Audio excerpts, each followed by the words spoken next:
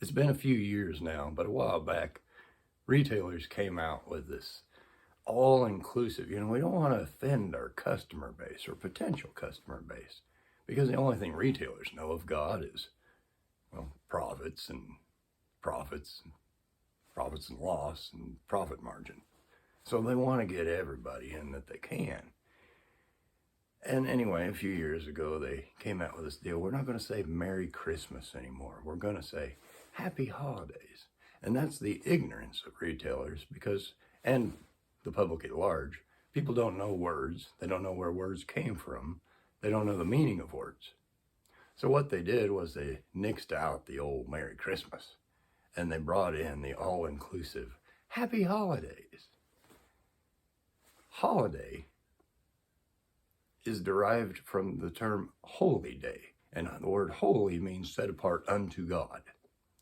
So they actually took a secular thing, Christmas, and made it more religious by saying holiday. Happy holidays.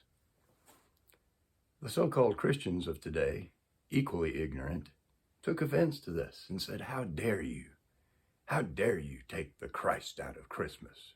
Trouble with that is, Christ was never in Christmas, and we'll find out here just shortly why.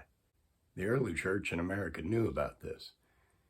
They were intent to distinguish themselves and set themselves apart from pagan beliefs and practices.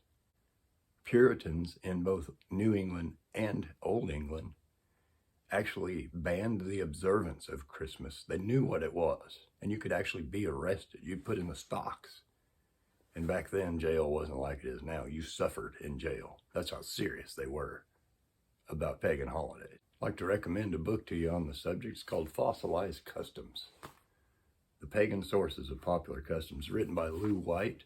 I will put the link to the way to get this book. I think they're like $5 if you buy them in any kind of quantity. Highly recommended reading. Trouble with that is, I think to save money during printing, teeny tiny writing, and I ain't kidding you, but man, this is a wealth of information. It looks like a small book. There's a lot of information in this book. Let's proceed. But let's start with Santa Claus. Jolly old Saint Nick. I mean, come on. He knows when you've been sleeping. He knows when you're awake. He knows if you've been bad or good. So be good, for goodness sake. I mean, who else has those traits? To know when you're actually sleeping or awake or whether you've been bad or good? Aren't those godlike qualities? Santa Claus, this ginormous, fat, red guy, and he comes down the chimney, Well, let's unpack this a little bit. There's the same letters in Santa as there is in Satan. He rides around on horned beasts in the middle of the night. He descends into a fiery pit. He wears a wizard's cap. He's all decked out in red. But red, culturally, is the color of danger. It's an ominous warning. The trouble with that is, even the lie of Santa is a lie. I mean, the average 5-year-old, when you start talking Christmas and Santa Claus and chimneys, there's no possible way this ginormous fat dude is going to fit down our chimney, provided a house has a chimney anymore, which in America is getting exceedingly rare. Be that as it may, storybooks and story time, how's this fat dude going to descend down the chimney? But Santa was never huge and red. Originally, he was 2 feet tall and green. That's how he got down the chimney. Even your lies are based on lies. So where did we get the giant fat guy red Santa? Well, from Coca-Cola. It was an advertising push. And he was fat because it became it was like a semblance of a Coke bottle. Plump, round, red in the middle. Got to buy your Coca-Cola for Santa. You don't want to disappoint him. Prior to that, he was 2 feet tall and green. There was also punishment for little kids that had done wrong. They might get a visit from Krampus. And if you get some time, look up Krampus. See if that'd be good for your kids. Put that in their heads before they go to bed at night.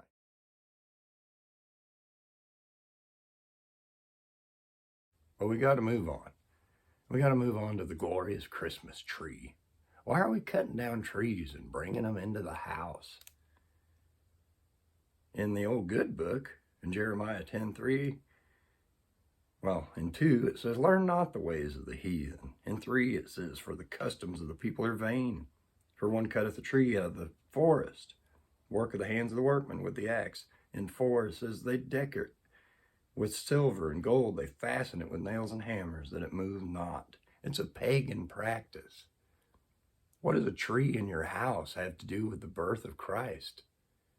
I'm just asking. I'm curious. I don't understand it.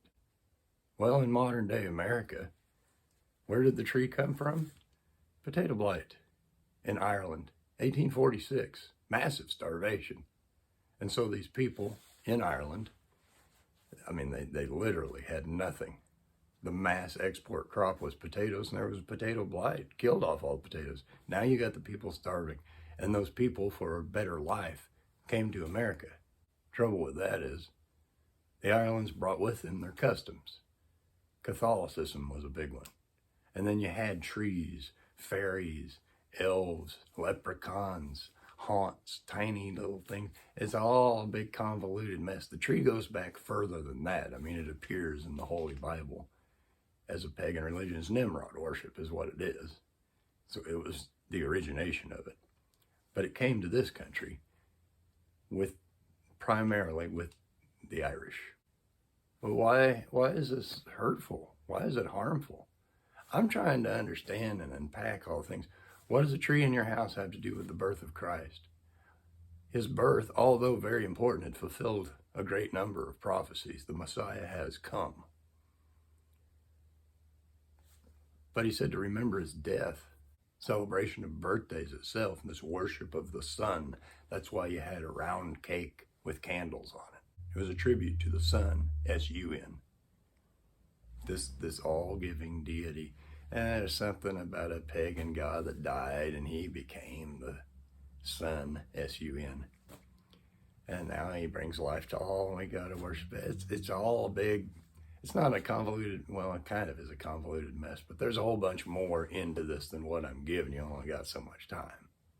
I'm just telling you these festive holidays, quote unquote, well, they're not holidays. They're pagan religions, just like the wreath. You got to hang your wreath on there. The wreath is a symbol of the sun.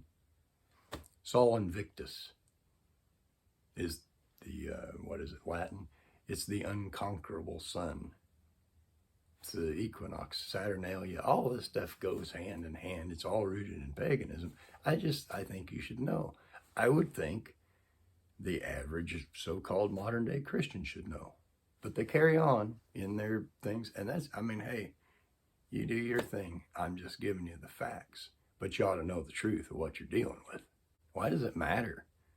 I mean, can't we just have some Christmas and, it's the holiday spirit. And everybody's got a little swing to their gait. They're feeling better, kind words. Do we have to have 1 month to celebrate that? Do we have to have 1 month set aside where we're not a total turd to the rest of society?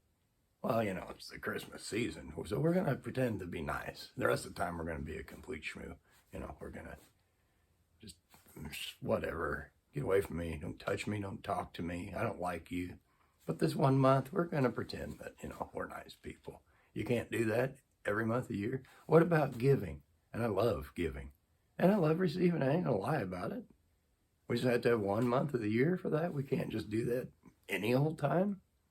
I'm just curious. Why else would it be harmful?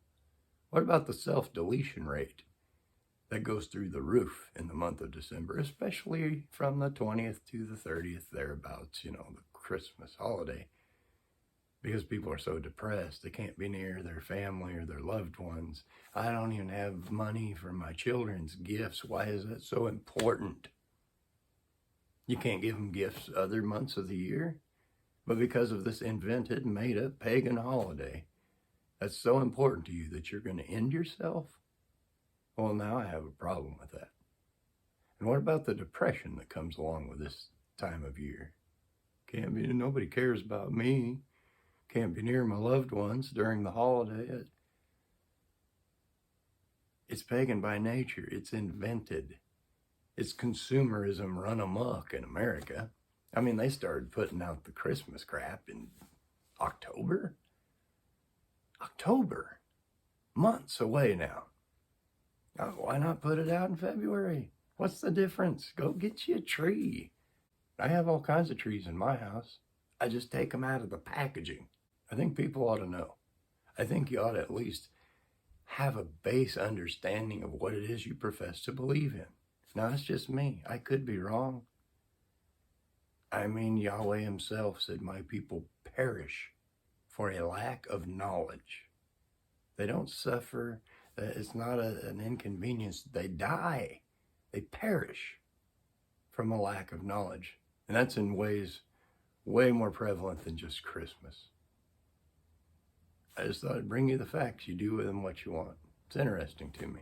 And you might check out that book, Fossilized Customs, Lou White. I'll put the link in the doobly-doo. Hey, thanks for watching. I do appreciate your time. See you next time.